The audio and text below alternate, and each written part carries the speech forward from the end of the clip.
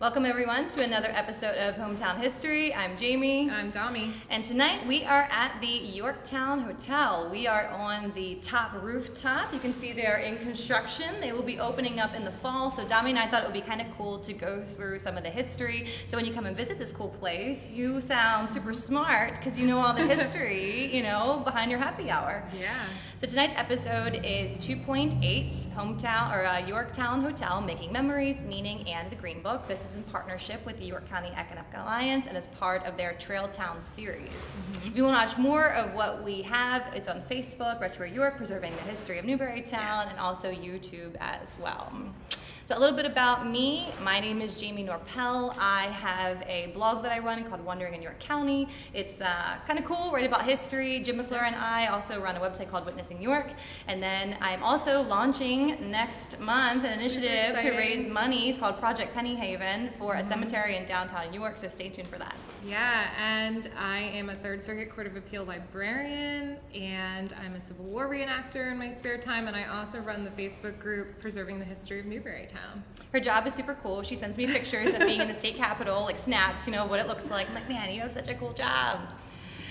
So here's where we're at. We're right in downtown York at the Yorktowne Hotel. So we are on Market. It is excellent for parking. We didn't have any trouble at all. That so was really easy. Your parents are going to tell you, where are you going to be parking downtown? Absolutely, there is parking, including the garage that's right next door. So there are plenty of places.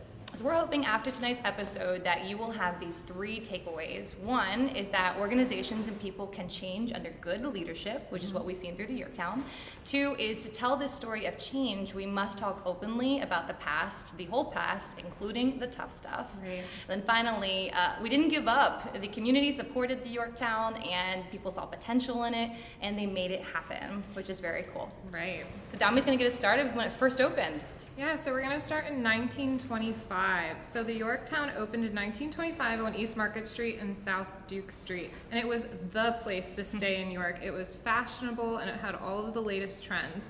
There was a large dining room, multiple ballrooms, and Metal Keys opened the 121 guest rooms. And they had their own bathrooms, which it's the 1920s, so that's 1920s. A big deal. Yeah. So they had custom carpentry throughout and they had the finest fixtures, so it was absolutely beautiful.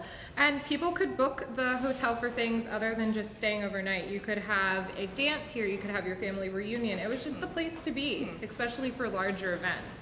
And of course, celebrities and politicians came through. So we have this book that we want to show you, and it's Overnight Success, the Yorktowne Hotel at 70. And there's a whole chapter in here devoted to the politicians and celebrities that stayed here. So look at this picture, you guys. Oh, very nice. So, just to throw a few names out there, there was Bill Clinton, Frank Sinatra, Boyz II Men. Oh, yeah. You name it. Colin Powell was here.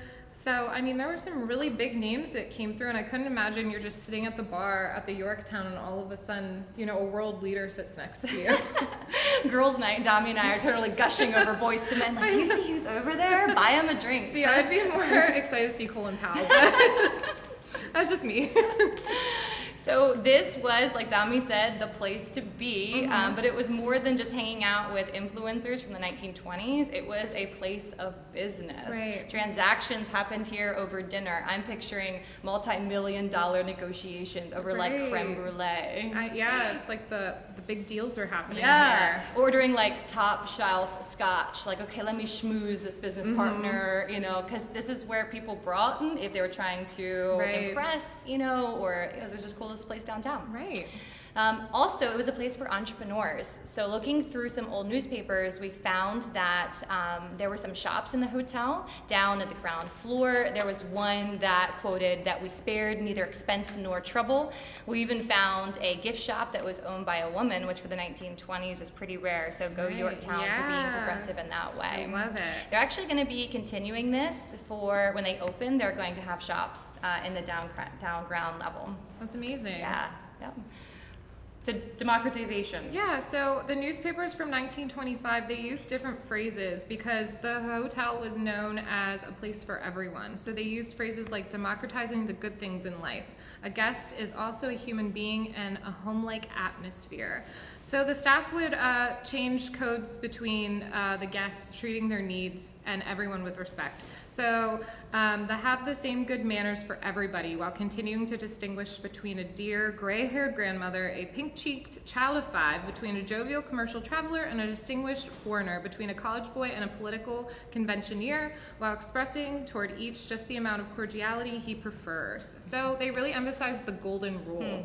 So you have to think, if you were the manager of the Yorktowne, what do you think guests would take away from your attitude as a manager? Well, I love that personal experience of greeting people and being present and making them feel like they're important. Right. I think that if I was a manager of the Yorktowne in the 1920s, I'd probably express the importance of like have fun and be nice. I have students that usually at the end of the year say thank you for just like being positive every day. Oh, that's amazing. I know, because they're like, I could count on you, like no matter what I was going through. And I'm like, oh, I have bad days too. Like, and thank you for being awesome. And it goes back to the fact that the hotel was a place for everybody. It was a community hotel. Yeah. And even Dami and I, there are moments where beforehand I'm getting like stressed, like, okay, we have to film this thing. And she looks at me and she's like, we're here to have fun. This is our hobby. We're friends. We're just hanging out, talking about history. Yeah, just wing it. Yeah, good to focus on the fun stuff. So one thing we want to emphasize is that as much as the Yorktowne focused on being a place of democracy and egalitarianism, it really wasn't, because African Americans were not welcome to stay as guests when it first opened in the 1920s. They could come and be musicians and they could perform, but they actually had to go stay somewhere else. So they had to find accommodations, usually at personal homes of friends that they knew, but it wasn't like it was open doors towards everybody, you know, especially Black people. Now they did hire African Americans, and they hired them to be service people, to serve, to be bellhops, and you're reading here between the lines, all subservient roles. We found some old blueprints, they ran this in the newspaper, of some segregated bathrooms.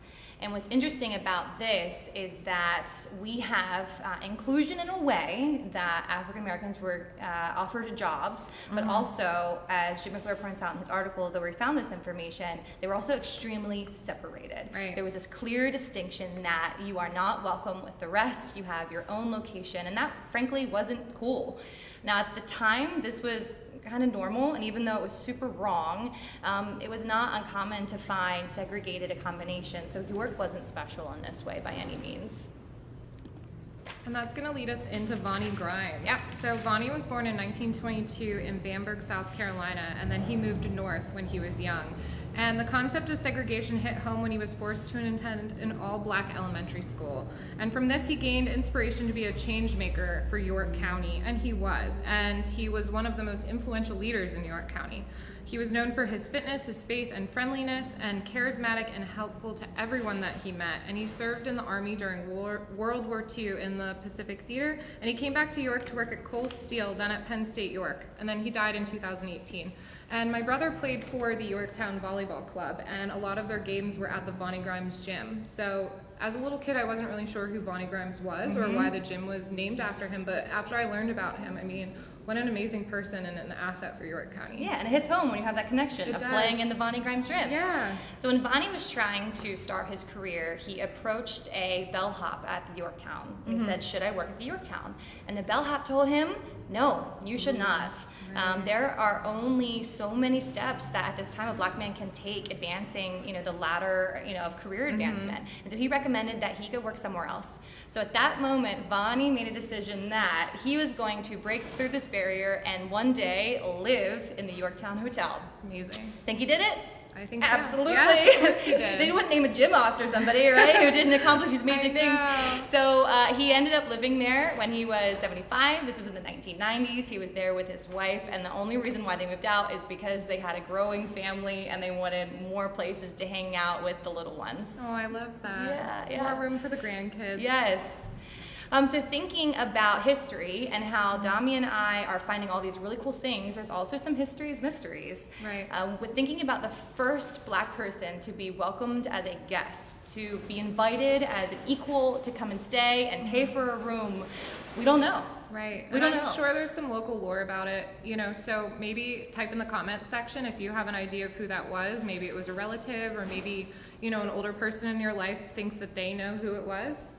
I'd love to know. Do your homework. We'll give you bonus points if you can tell us who was the first person. If you can prove it. Sorry guys, I'm a corny teacher. No, I like it. A bonus point. You get a sticker. A gold star. So this wasn't the first time that African Americans had to maneuver a racist world. Right. So in 1950s, that was the boom of the American family vacation. So Americans, it was after the war. You had a little bit more money to spend, so you were going to go on vacation. You were going to pack up the whole family in your car, and you were going to drive up the coast, or you were going to go see a national park. I'm thinking like Route 66. I know, yeah, like just the classic American vacation. And as white people, we have the privilege of being able to go places and not have to worry if we're going to be allowed in the door based on the color of our skin. But not everyone had that privilege. Nope. And especially not in the 1950s. So in the 1950s, it required knowing where you were welcome and where you weren't. Jim Crow laws meant that any Black person, regardless of their position in society, you could encounter hostility, and not only from townspeople, but police harassment. So hotels, restaurants, gas stations, salons. Constantly on the watch. Yeah, you really had to be careful about where you went. Now, luckily, there were some places that did welcome them, and there was this book called The Green Book. This is my copy that I got on eBay. I thought it was an original from the 1970s, and then I just found in the back, look, printed in Middletown, Delaware, July 2022. You're just a few decades off. I paid too much for this book on eBay. It's a really nice copy, though. Thanks. It's really nice.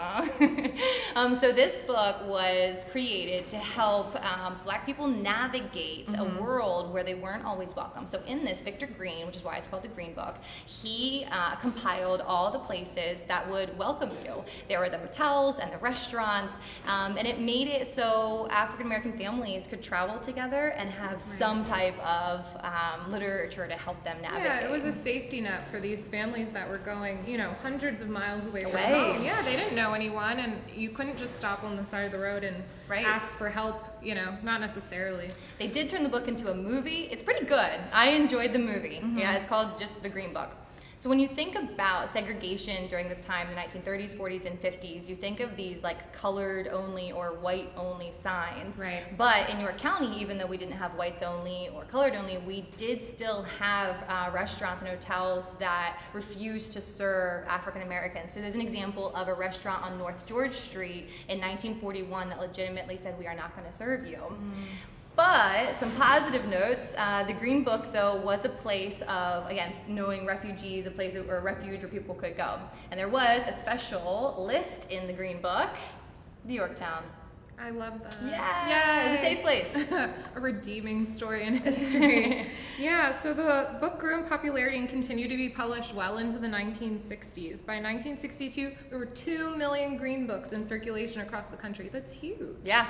However, the fame came vulnerability. To put one's business in the Green Book meant opening yourself up to threats, attacks, or boycotts. So it really took courage to say that this is a safe place for Blacks. Yep.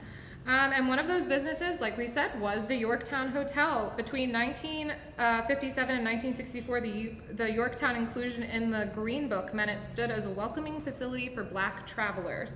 A business could be accepting and not included in the Green Book, but the Yorktowne was. And this was a shift from the segregated employee bathrooms that were built in the 1920s. So they were progressing as time went on. Yeah, positive change. And the segregation of workers' restrooms at the Yorktowne came against the backdrop of policies, informal or formal, that kept people of color from staying at the hotel. And the admittance of African American guests only 30 years later led to the Yorktowne and the local leaders who possessed values of change and equality. Yeah. So it didn't just change for the hotel, it changed for the whole city of York, really. So York made the national book with the Smithsonian. They, a few years ago, started a traveling exhibit featuring places in the Green Book. So Yorktowne, we have a wooden host and hostess podium stand. We've got a housekeeping smock and a bellhop jacket. So when people are going around at this national exhibit, there are some things in York County, Pennsylvania that are in this. Yep. We also want to point out that the Yorktowne Hotel was not the only place featured in the Green Book. Here's some other locations. The Howard Hotel, which was between Beaver and Princess Street, was also a safe haven. That is where heavyweight champion Jack Johnson stopped in Very 1944. Cool. The YWCA on North Lincoln Street. And then we had people in just their homes that opened them up. So we've got people like John Miller, who lived on East King, Mrs. Strong, who also lived in East King, and then Mrs. Grayson's establishment on West Princess Street. Go York County. Yeah. Even with this immense success, though, Green wasn't happy about his book. No, and he wrote, "It will be a great day for us to suspend this publication, for then we go wherever we please, and without embarrassment." The Green saw the hidden truths in his compilation, that the book meant black people weren't free to go where they wanted, and even though slavery ended almost 100 years prior, but until that time comes, he said, we shall continue to publish this information. So it was bittersweet for him. Mm-hmm. He was happy that the book was successful in helping people, but he shouldn't have to. Yep. So talking about then another major event that happened in the Yorktown, in the 1980s, there was a group that attempted to reserve a location for their annual meeting. And the group was called the Ku Klux Klan. Ooh. Yep, so the KKK tried to hold their state convention here. They reserved a name under the pseudonym Python's Den. I can't. I know.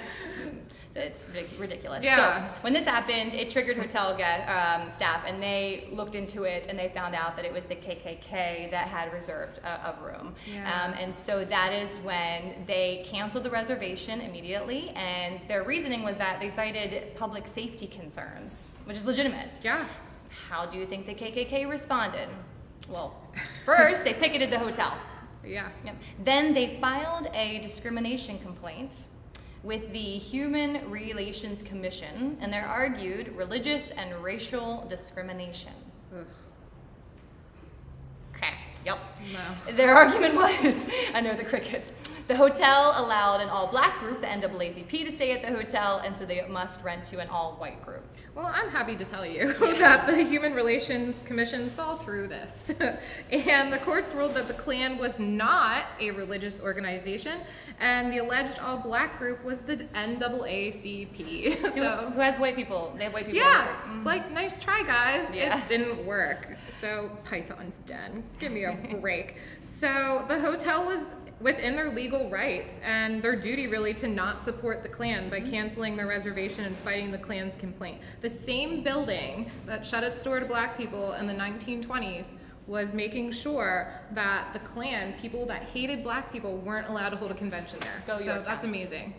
So today then, fast forwarding to the renovations and what we're going to see today, they are at a $54 million budget. A lot of it has been community sourced and community funded. Mm-hmm. They kept loans down to a minimum so they can keep the price of the rooms also at a low. Right. And so when we were doing our research, we were wondering, like, why now? Mm-hmm. Yorktown has been around for almost 100 years, and it hasn't been up and running now in quite a while, so why now? Dami and I, since we graduated high school, you're a little younger than me. A little. You're not even in your 30s yet, are you? No. Oh my gosh, I turn 32 next month. So, and so we started thinking about when we were in high school, people didn't go downtown. No. It wasn't as flourishing as it is today. Right. I mean, now there are so many places you could meet for a drink or go for dinner, or there are cultural things. You can go to museums, hear live bands, First Friday. Like, it's a really cool place. Yeah, the whole attitude around the city and going downtown to have fun is different. Yeah, so it is a good time for the Yorktown to reinvent itself and have a place for people to stay. They worked with the York County Industrial Development Authority, and they went to Hilton, and they talked to Hilton about being a part of this project. They ended up going with Hilton's new brand called the Tapestry Collection. Mm-hmm. What's special about the Tapestry Collection is they focus on more boutique hotels. Okay. So instead of having this like mainstream, commercialized, industrialized feel, they look at the local feel of the place, and they try to preserve as much of the historical integrity as they can. So here's an example.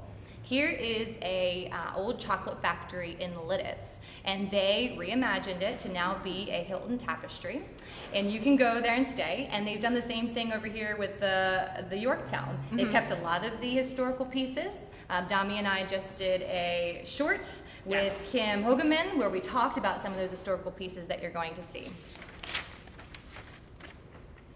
Now, convincing the Hilton, though, wasn't easy, was it? No, York City had a bad rap, and there were some negative views about the city, but here's how they sold them on York. So the proven track record. York gets things done, and they do them well. Look at the changes in the past decade. We have the Appel Center, the Revolution, Central Market. I can't name them all. And then we have an engaged community. It's growing and it's flourishing, and we have First Fridays, and there's a lot of momentum happening downtown. Like we talked about, the views of coming downtown and having a good time have really changed. And you can see some pictures in the background, by the way, of the really cool renovations for this. Yeah, and then we have the partnership with York College, which is a game changer, and we're lucky to have a top-notch educational institute right here. Students have access to internships here at the hotel when it opens. Real world experience. Yeah, it's amazing. So if you're gonna help students, I mean, that's great in my book. Heck yeah. So once they got the go-ahead, workers started demolishing these floors, as you saw, and they are quickly rebuilding them. One of the cool things we found was the Terrazzo Floor. So this floor was covered up, and then it was preserved, really. Yeah, I mean, it was almost a blessing that it got covered. Yep, so now they are going to have this, and you'll be able to see it and know that it is old and historic. So one thing they weren't expecting to find, which I thought it's spooky, but it's cool. So they found a bunch of headstones. So York City is old. So it dates back to 1741, and the county goes back to 1749. And when people were born, they lived and they died in one small geographical area, and they stayed very rooted. So my relatives were born in their houses, and one happened to be born in Jamie's living room. So Jamie and her husband moved into my step-grandfather's childhood home, and he was born right there in the living room. And if you think about it, he moved next door to his childhood home, so he ended up being your neighbor. Yeah. And when he passed away, I mean, talk about a small geographical area. He was born and raised on the same street. Yeah, and what is interesting though is that this, like, you have to stay home has changed. I know a lot of high school friends that have spread their wings and they decided to leave, but they live in California or Seattle or you name it. But then I'm also finding that when I'm asking people like, hey, where are you from? It's not York. So that means we're attracting people as well. Which is very cool. And, back to the headstones. So when you are born and you live and you die in one place, especially back in the 1700s, you're going to be buried in there. So part of the renovation, it was relocating human remains. The location of the old Zion Lutheran Church, purchased to expand the Yorktowne Hotel campus, has been vacant since the mid-1900s. However, the headstones date back to 1791. And they found those when they were renovating in the hotel. Here's one of the earrings that was in one of a female. Super spooky. Yeah, and we appreciate how respectful they've been of these human beings. Yeah, I as mean, well. It's at the end of the day, it's humans, and you have to have respect for them. Yeah. So Prospect Hill Cemetery, they were hired to move the remains 100 feet east, which is now closer to the church, so it's one area. And before they started this process, they did go to the court to seek approval, and they even went to 7 direct descendants to ask if they felt comfortable with this. And so the expansion of the Yorktowne wasn't just so easy as, okay, we're going to plant the new extension there, or that's where the parking lot's going to be. Turns out that there was burial grounds, and they've taken an intentional effort to make sure that they respected the people that were buried there. I feel like that's something that's very common in European countries when they're doing renovations, just because of how old those countries are, and it's not something that we necessarily encounter all the time here in America. So for it to be something in York City is pretty unique, I think. It's a different experience for us. Oh man, when we were in Spain, there were just ruins everywhere. And at one point, there were these kids playing soccer on one of the ruins, and I was like, don't stop doing that. And then I realized, like, they've been there for thousands of years. Yeah, nothing's gonna change. That's how they live there. And and that's what's cool about renovating the Yorktowne Hotel is it would have just been a historical ruin, but they're giving it new life. Oh, I love that. Oh, that's very good. Me for more one-liners, everybody. So there's going to be an unexpected guest in the lobby when you step foot in the new renovated Yorktowne. I love this story. So we're going to tell you the story behind the Yorktowne goat. Here it is. Oh, I love him, her. Do we know? It's beautiful. It's so cute. So in the 1920, organizers sold shares to the public to raise money to build the hotel. In 1 week, about $1.2 million was raised, and that's by 1,200 investors, which is crazy. That is amazing. That's so crazy to me. And volunteers competed to see which teams could sell the most shares, and the winning team, captained by John L. Gerber, was awarded the stuffed goat, which for decades was exhibited in a glass display case in the hotel lobby. It will be back in its proper place in the grand lobby of the Yorktowne Hotel. So you're probably wondering, how did the goat get its name? Well, there really is no name. It's the goat with no name. Now Kim Hogeman calls it the Yorktowne Goat, which I like. Yeah. I appreciate that. But maybe it's time for a new name. If you have ideas, throw them in the comments. It's gonna be 100 years old, so for its 100-year birthday, we can finally name it. Yeah. So as we finish up today, we want to remind you of the takeaways. So we're hoping that now you understand that organizations and people can change under good leadership. In Yorktown, we saw that evolving with the racial landscape and how today is legitimately accepting of all people. We told the story of change, and in order to talk about change, Dami and I talk about tough stuff that sometimes can be uncomfortable, but it's important to have those tough conversations if we ever plan on making progress. Right. And then finally, we didn't give up. People saw potential and they made it happen. And I mean, the thousands and thousands of hours that went into this process of being able to reopen the Yorktowne Hotel is phenomenal. Right. So our next talk. Yeah, so our next talk is going to be on September 26th, and this is going to be at the city cemetery, and it's the Penny Haven project. Yes. And our very own Jamie is spearheading this project, and she has a lot more information about it on Facebook, so please go there and check it out. Cool. All right. Yeah, Thanks, can't wait to guys. see you guys. See you later.